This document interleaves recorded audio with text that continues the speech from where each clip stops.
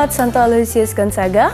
Perkenalkan, saya Dita, dan pada hari ini kita akan ngobrol-ngobrol bareng sama Romo Ivan, Romo Owan, dan Pak Wawan terkait apa sih itu Minggu Misi Sedunia. Langsung check it out aja ya. Selamat pagi Romo Ivan, Romo Owan. Saya izin berbincang-bincang dengan Romo terkait Minggu Misi Sedunia. Baik, untuk pertanyaan pertama mungkin bisa ditujukan kepada Romo Owan. Mungkin Romo bisa jelaskan secara sederhana apa itu Minggu Misi Sedunia? Karena beberapa dari kami, kaum awam, mungkin belum terlalu familiar dengan istilah tersebut. Silahkan Romo. Ya, Minggu Misi Sedunia pada tahun ini, tahun 2022, dari sejarahnya kita merayakan Hari Minggu Misi yang ke-96. Dan perayaan Minggu Misi ini pertama kali dirayakan oleh Paus Pius yang ke-11 pada tahun 1926.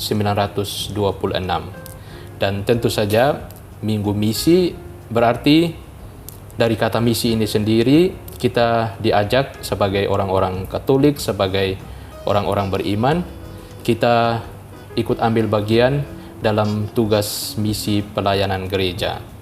Kita orang-orang yang dipanggil, kita dengan rahmat baptisan yang kita terima, kita juga adalah misionaris gereja di masa kini. Kita menjadi imam, menjadi nabi, menjadi raja di dalam kehidupan kita dimanapun kita berada. Mungkin itu refleksi singkat ketika kalau kita ditanyai apa sih Minggu Misi itu. Baik, terima kasih Romo Owan. Mungkin untuk pertanyaan selanjutnya akan saya arahkan ke Romo Ivan. Romo, bagaimana refleksi singkat dari Romo terhadap tema Minggu Misi tahun ini, yaitu kamu akan menjadi saksiku. Silahkan Romo. Terima kasih atas pertanyaannya. Menarik tema misi tahun ini, kamu akan menjadi saksiku. Kalau kita ingat seperti penjelasan Romo Owan, pernyataan kamu akan menjadi saksiku itu ditujukan bukan hanya untuk segelintir orang sebenarnya. Kamu tuh ditujukan kepada semua orang Katolik, baik yang biarawan, imam, biarawan, biarawati, dan juga umat sekalian. Ini karena dilatari oleh pembaptisan yang kita terima. Karena kita dibaptis, maka kita mempunyai tugas yang sama, yakni bermisi. Refleksi tentang Minggu Misi, saya selalu ingat akan para misionaris dulu yang datang atau meninggalkan tempat yang jauh, keluarga mereka, untuk menebarkan Injil. Itu berdasarkan perintah Yesus sendiri, pergilah ke seluruh dunia, wartakanlah Injil, dan baptislah mereka dalam nama Bapa dan Putra dan Roh Kudus dan seterusnya. Ini sebenarnya sebuah perintah juga yang ditujukan kepada gereja masa kini, bahwa misi bukan hanya dilakukan oleh para misionaris dulu, tetapi kita juga harus terlibat dalam karya keselamatan Allah untuk mewartakan atau melanjutkan karya misi itu di sini, di Cijantung, di paroki kita ini, dengan macam-macam tugas yang kita emban, baik itu sebagai DPH, seksi liturgi, dan seterusnya. Ini adalah cara kita bagaimana kita menghidupi, melanjutkan karya misi itu. Mungkin itu refleksi singkat dari saya soal misi. Terima kasih. Baik, terima kasih Romo Ivan. Lalu ada pertanyaan terakhir yang mungkin bisa dijawab oleh kedua Romo. Menurut Romo, apa saja perbuatan konkret yang dapat dilakukan oleh umat untuk mewujudkan tema dari Minggu Misi Sedunia? Silahkan mungkin dari Romo Owan terlebih dahulu. Ya. Ya, saya berangkat dari kata-kata Paus Fransiskus. Dia mengatakan gereja adalah misionaris, dan gereja itu adalah kita-kita yang percaya kepada Kristus. Dan dia juga mengatakan gereja adalah rumah bagi semua orang, ibu bagi semua orang. Pesan Paus Fransiskus ini bagi saya sangat dalam, mengundang kita semua yang percaya kepada Kristus sebagai gereja agar di dalam kehidupan kita sungguh-sungguh menghadirkan apa yang menjadi inti kehadiran gereja di tengah dunia ini: harapan, kasih, perdamaian, persatuan.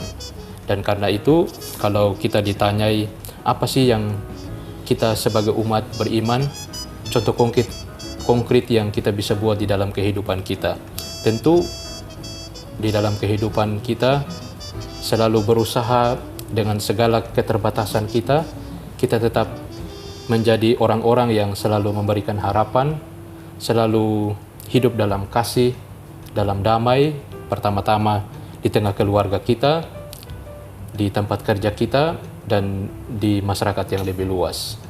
Terutama di masa-masa saat ini, ketika dalam banyak kesempatan kita nonton berita di televisi atau di sosial media, kita melihat berbagai macam persoalan, masalah, seperti tidak ada damai di dunia ini. Dan kita sebagai orang-orang Katolik, misi yang kita rayakan kiranya memiliki dampak di dalam kehidupan kita.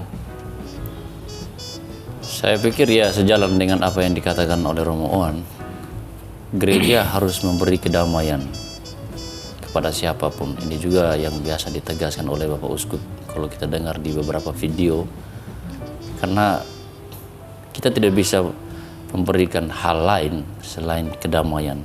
Dan pesan-pesan kedamaian, perbuatan baik, kasih, kerendahan hati ini adalah wajah dari gereja itu sendiri. Jadi sebagai umat memang kita tidak hanya berhenti di doa, datang rajin ke gereja. Dalam konteks Jakarta yang plural, orang hidup berdampingan dengan agama lain. Disinilah tugas gereja untuk membawa misi perdamaian. Ada banyak penderitaan, ada banyak kemiskinan. Salah satu cara yang sekarang kita sedang buat menyongsong Hari Pangan Sedunia adalah kita memberikan kelebihan kita untuk mereka yang berkekurangan.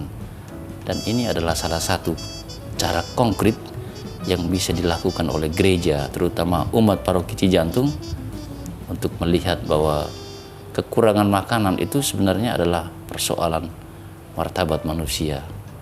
Dan kita perlu membantu mereka sesama yang berkekurangan. Makananku adalah makanan saudaraku. Ini poin penting. Dan inilah tindakan konkret yang bisa dilakukan di sini saat ini.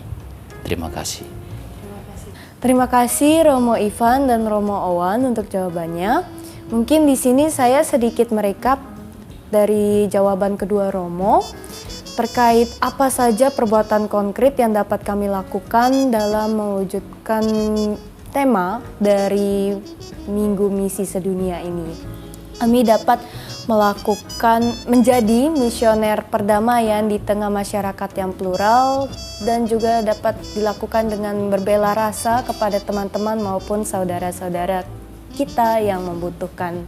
Baik, karena tadi kita sudah mendengar ya refleksi dari Romo-Romo terkait Minggu Misi Sedunia, maka sekarang kita akan coba mendengar dari pandangan kaum awam, yaitu di sini yang diwakili oleh Bapak Wawan. Baik, tadi seperti yang sudah disebut sebelumnya, tema Minggu Misi Sedunia tahun ini adalah Kamu Akan Menjadi Saksiku. Nah, bagaimana dari Pak Wawan sendiri mewakili kaum awam memaknai tema tersebut? Ya, terima kasih Mbak Dita. Kita sebagai kaum awam, sebagai umat Katolik, terutama di Paroki Cijantung, kita harus dan mesti wajib memberi warna bagi kehidupan kita sehari-hari. Memberi warnanya seperti apa? Memberi warnanya adalah kita dengan terlibat aktif, tidak hanya menjadi penonton di masyarakat. Kita ikut aktif menjadi pengurus di RT, Kita ikut aktif, ikut arisan. Kita aktif untuk ikut bekerja bakti. Terutama menghadapi tahun politik di tahun 2024, bagaimana tadi yang disebutkan Romo Owan dan Romo Ivan, kita menjadi pembawa damai.